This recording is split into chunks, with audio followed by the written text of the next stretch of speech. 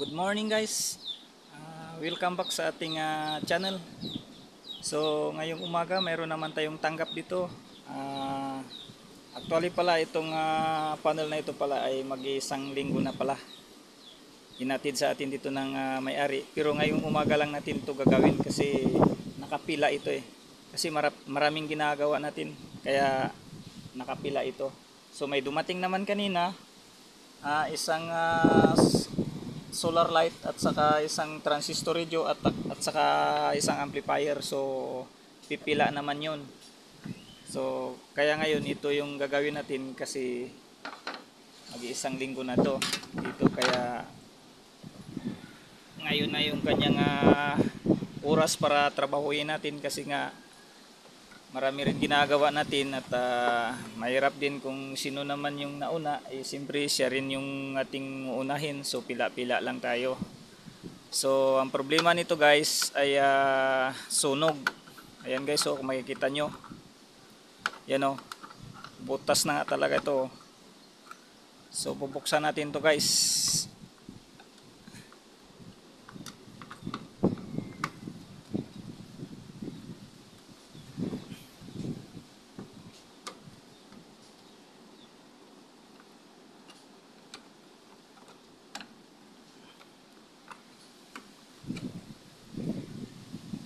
So ayan guys. Ayan guys, kung makikita nyo, putok talaga yung kanyang diode. Yan o, biak na nga yung isa o. Yan o, 6 ampere ito guys, yung kanyang laki. Nasa 6 ampere ito. So ayan guys, so magpapalit tayo nito guys ng ating ng kanyang diode. Wasak talaga. So tatanggalin na lang natin ito guys at papalitan natin to ng bago. So ito nga pala guys, yung solar panel na ating ginagawa ay nasa 100 watts guys. Nasa 100 watts siya guys.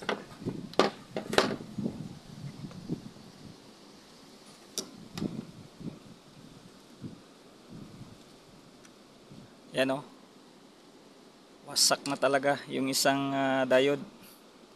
Saka yung kanyang mga terminal ay nagkandakalas na rin dun sa plastic.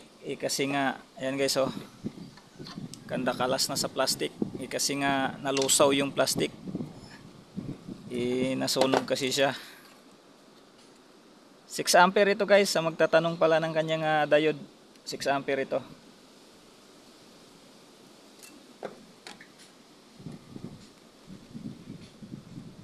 So papalitan na lang natin to lahat ng bago.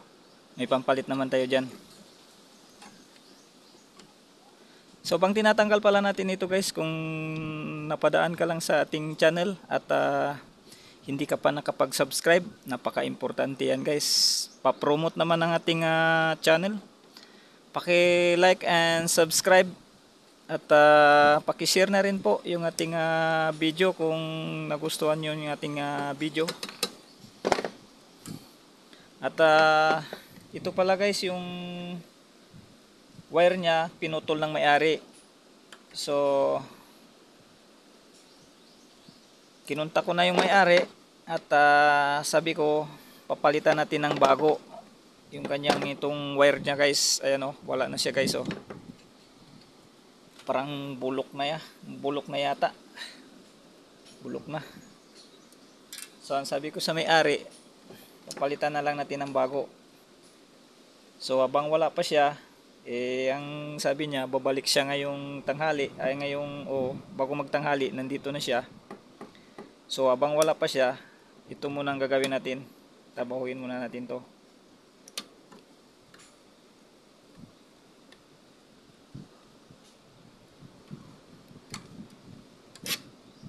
Ang tigas talaga.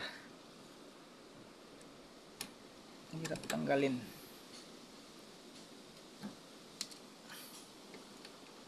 So ito guys, yung isa na to guys, merong crack na rin.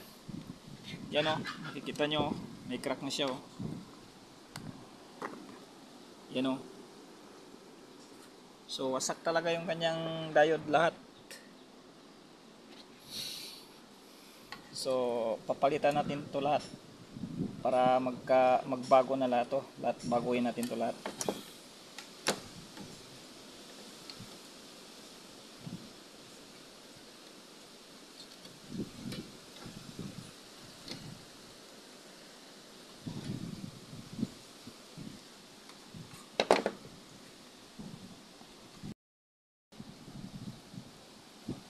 So yan guys, natanggal na natin to lahat.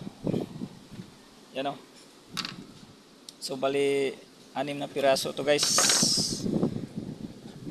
Ayan o, 2, 4,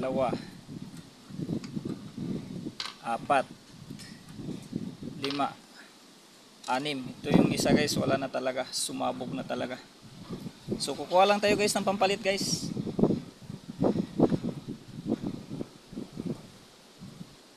So ito guys, meron na tayong pampalit, 6 na piraso guys, 6 ampere. Ayan o, 6 ampere yan guys.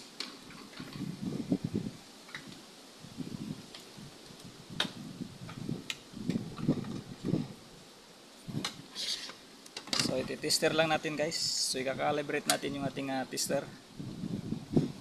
So ayan guys. So iti-tester natin to guys. Pero goods naman siguro ito kasi bago ito eh. So ayan guys, nakita nyo sa ating tester. So re-reverse natin guys. So kailangan pag reverse natin siya guys, hindi siya papalo. So ayan guys, yung good. Good siya guys. Yan guys oh, kita nyo sa tester. So re-reverse natin. Kailangan wala siyang palo. So good.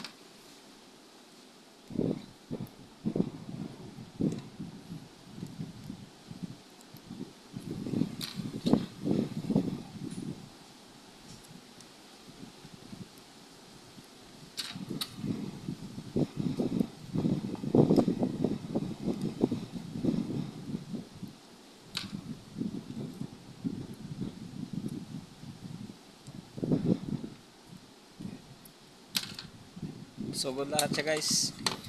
Take note pala guys at sa pagkakabit pala nito guys, kailangan pala hindi kayo maaaring magkabaliktad. So may polarity ito guys. So make sure na tama yung inyong pagkakabit dito guys sa kanyang mga terminal. So ikakabit muna natin to guys.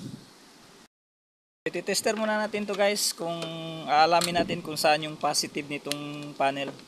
So yan guys, gamit tayong digital tester. Naka-range tayo guys sa DC.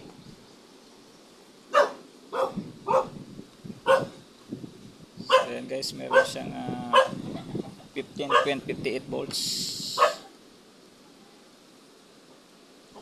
Take note pala guys ulit at make sure na hindi kayo magkabaliktad dito sa kanyang polarity, negative at positive,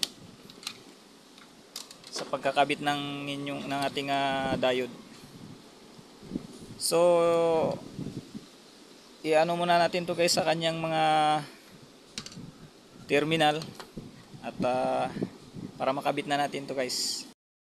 Guys, tapos na natin i-assemble yung kanyang diode at hindi natin binalik sa kanyang terminal kasi losaw na.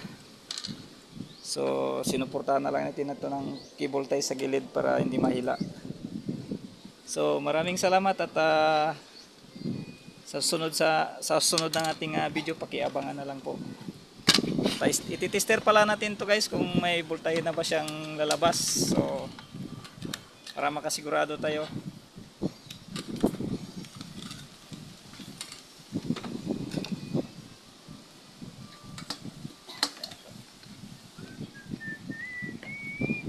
So ito guys yung kanyang dulo, titester natin. Kasi dumating na rin yung may-ari, nandyan na yung kanyang wire. So ititester na lang natin. So yan guys. So yan guys, mayroon siyang 14.4. Good na yan siya guys kasi nakataob siya. Pero pag mainit siya, takatihaya, good na yan. Shout out pala, shout out sa may-ari. Okay, Kristan. So maraming salamat.